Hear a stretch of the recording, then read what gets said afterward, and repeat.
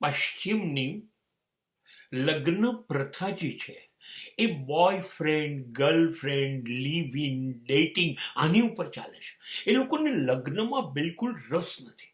હા, ખાલી જોડે જ્યાં સુધી ગમે ત્યાં સુધી રહેવાનું, બધી છૂટ, કોઈ કાયદાનું પાલન નહીં, કોઈ રજીસ્ટ્રેશન નહીં. એટલે ભેગા જ નથી ત્યાંનો કોઈ પુરાવો નથી, તો પછી છૂટાછેડાનો તો પ્રશ્ન જ નથી થતો. ગમે છે ત્યાં સુધી રહો, નથી ગમતું તો કહેવાની પણ જરૂર નહીં.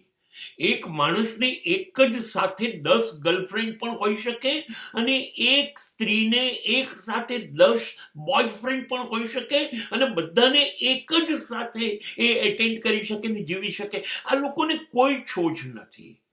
આ લોકો ટોટલી ફ્રી સેક્સમાં માનનારા માણસો છે અને એટલા માટે એમની લગ્ન પ્રથા અથવા આ સિસ્ટમ અસ્થાયી છે, સ્થિર નથી, દુઃખી છે, પણ એનાથી એ લોકો દુઃખી નથી.